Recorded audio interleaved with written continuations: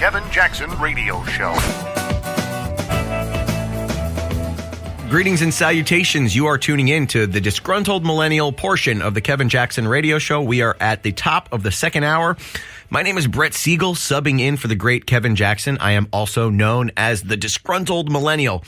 You can definitely get me on Facebook, The Disgruntled Millennial. There's two pages out there, The Disgruntled Millennial and The Disgruntled Millennial 2. I had to create a Disgruntled Millennial 2 because, well, Facebook doesn't like conservatives. Facebook likes to censor conservatives. You can't even really say the word Muslim without flagging some Facebook administrator who basically can go on and single-handedly smite your entire operation. So we had to make a backup plan. My name is The Disgruntled Millennial. Of course, I broadcast to you live from my safe space down here in northern Florida, where I'm always free from your bigotry, racism, hatred, microaggressions, and patriarchy. You can also get me on Twitter at Shaq General. You also want to check out Kevin Jackson's operation. He's got the Black Sphere. He's got Kevin Jackson Radio. You can get him on Facebook, SoundCloud, YouTube. He's pretty much everywhere. I run interference for him when he's out of town, triggering liberals and leftists relentlessly on when he goes on Fox News. You know, liberals hate black conservatives. Just so you guys know, I don't know if any of you knew this, but Kevin is black. Okay? Kevin is black, and liberals can't stand black conservatives who come out and support Trump with the kind of full-throated attitude that Kevin does. And they hate it because it sort of lays waste to the entire identity politics thing that they like to do, where they like to divide people between race, class, and gender. You know, they think that, a black person could never be a conservative. A black person could never support free market capitalism because capitalism, all that is an expression of white supremacy and colonialism. So why would a black man want to engage in something racist? Well, maybe because he's an Uncle Tom or an Oreo. I mean, he couldn't, hold any rational beliefs. I mean, come on. I mean, what world are we living in? I mean, a black man, a black conservative? Seriously, that's just not even a thing. But it just goes to show you how weak and flimsy the liberal mindset is. They always talk about bringing people together. We got to bring people together. They always claim togetherness as some sort of moral absolute. Just like diversity, it's seen as an end in itself, regardless of its effect on society. And for some reason, universal togetherness is just like that. They think of universal togetherness as diversity, which is sort of odd because they sort of mean the exact opposite things. Togetherness means coming together with like-mindedness, similar values. Similarities. Diversity is a state of difference. You can't really have it both ways now, can you? Do you want togetherness or do you want diversity? Now, I always laugh when people try to pin this whole divisiveness thing on Trump. He's divisive. He doesn't bring people together. Right, because what we need in order to bring people together is intersectional feminism, where we divide everyone by their identity. By their social identity, class, race, gender, sexual orientation. The root of the word diversity is div. It means to separate. It's a central component of leftism, to separate people.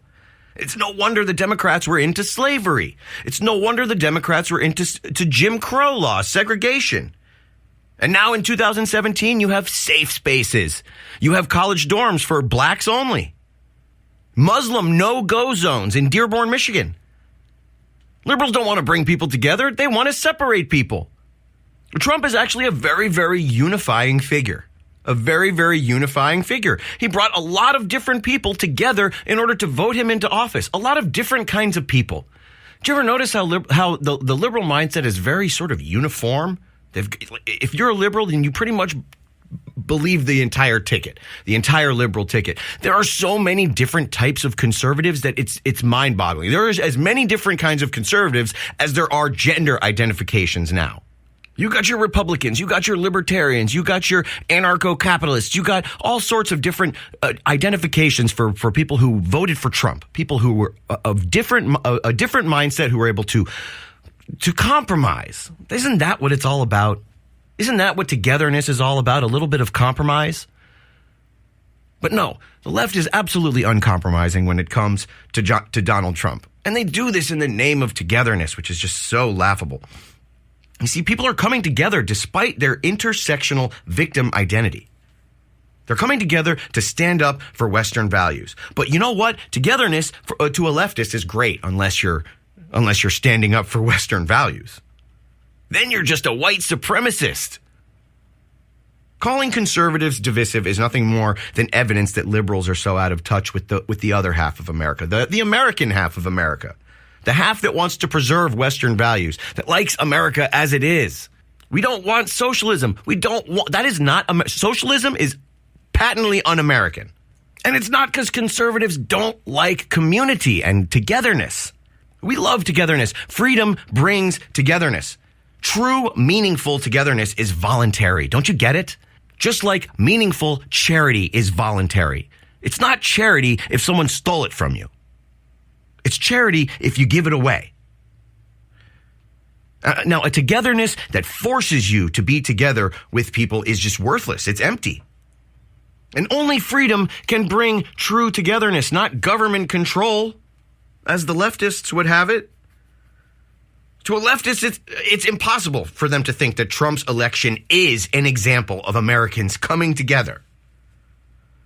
To leftists, Trump supporters were brought together by nothing more than their hatred of brown people and foreigners, not by our love of the values that make America great, not by our expectation that people who live here and reap the benefits of American society show some semblance of gratitude.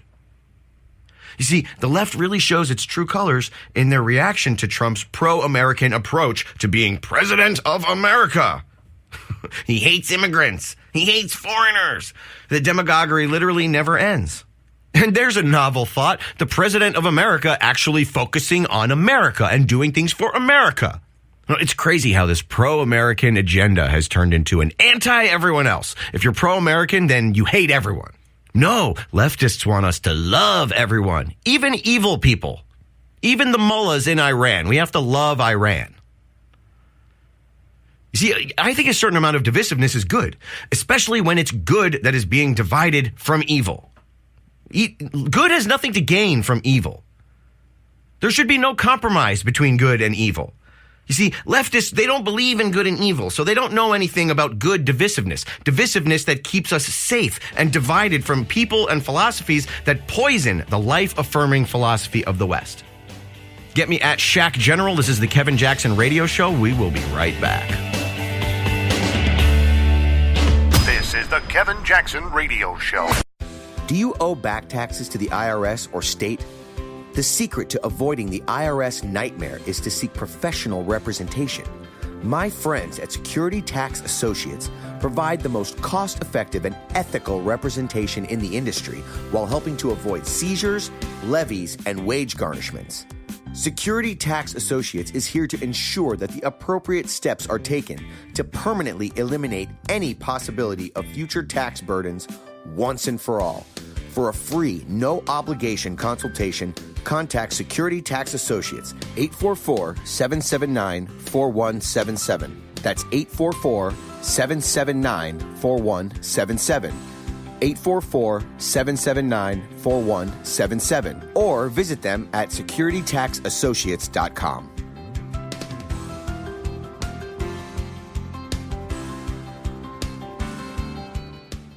Beth Cook Moranville, author of Closer Than Your Breath, a book of hope. Hope, that wonderful, wonderful four-letter word that you may feel completely out of.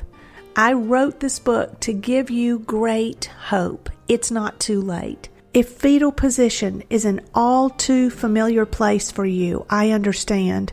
If the next 60 seconds are too long, this book is for you. Wherever you are right now, whether you're dealing with divorce or death or sickness, take hope. You are going to make it through this pain. Don't roll your eyes. I've walked this road and I know it. The best is yet to come. Closer Than Your Breath, a book of hope from author and speaker Beth Cook Moranville, can be found on Amazon.com or Kindle.com. For more information, visit closerthanyourBreath.com or on Facebook at Closer Than Your Breath.